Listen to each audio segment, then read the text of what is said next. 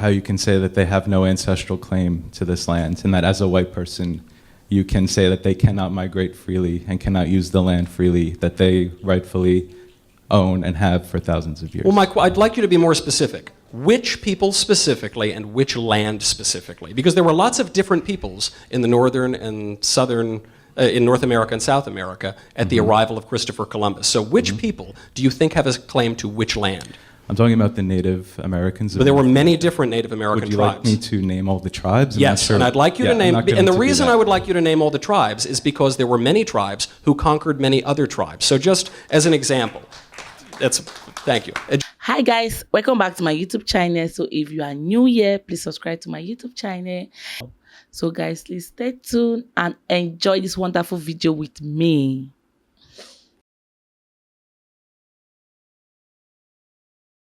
I'm a full-time professor here.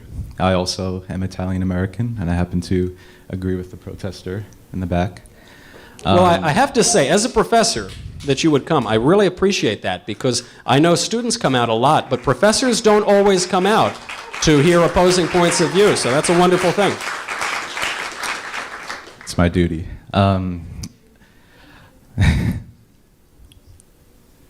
But I've left you speechless. I've dazzled you. Thank you.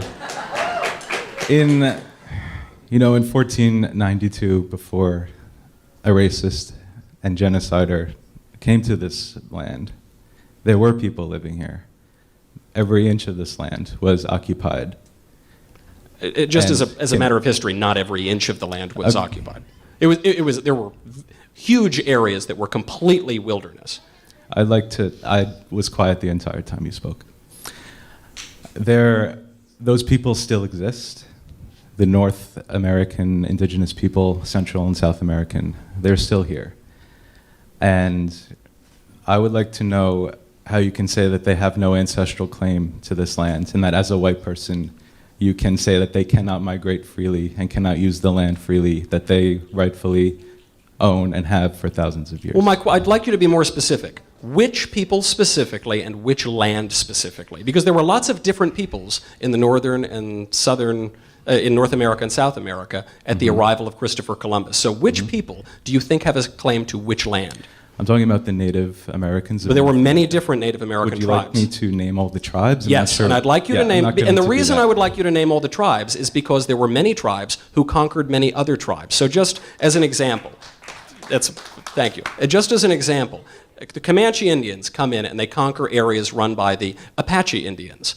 Now the United States comes in and it owns that land. To which tribe should that revert? To which tribe should that land revert? The Comanche who had it before us, or the Apache who had it before them? Moreover, for the people who still exist, you're referring to Christopher Columbus in an ahistorical way by calling him some sort of racist or some sort of genocidal maniac. The man never committed any sorts of genocide at all, and he was actually known among the Spanish explorers for his good treatment of the natives. That point is neither here nor there. And I encourage people to read biographies of Christopher Columbus because there's a lot of historical fiction out there. The point on that is that when the Spanish came to this country, and to this continent, they did create a new race known as Latinos. This is a mixture of Spaniards and Native American populations. So if we are going to revert certain land to native populations, why would we not then immediately take that land away from them because they also descend from Spanish explorers? In what sort of atomized way would you define your own race, your own identity? I think this is a very backwards and ultimately impossible view of personal identity that puts your stock in some particular ancestor rather than something that is larger than yourself. I think it's a madness of the modern left, and it leads to crazy policy proposals, such as saying that somebody who descends from a native population in Colombia has a right to move to any apartment he wants to in New York because of race or something.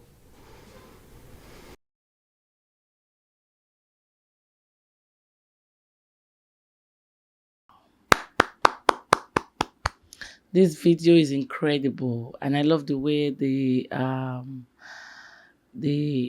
man, he spoke up very right, and he was able to educate the professor. That I was happy the way he educated the professor very well, because as a professor you just have to learn on more research, able to research more and be able to know your facts very well. Because when you know your facts very well, I don't think you come on stage to ask this type of question. And I was very happy the way the presenter explained to him in details, and I'm sure that by now the professor have learned a lot from what just happened right now. And this is good, because me, I don't support racism at all. I don't support you coming to a country, just gather your people, that this is people coming from my country, I don't want to associate with this. No, that is not good, that is not right.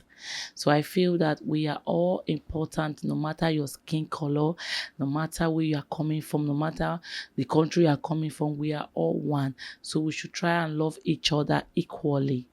So guys, please comment below on how you feel about this video. Comment below, like this video, subscribe to our YouTube channel, and also share this video. Ngal Fashion Store, fashion make sense.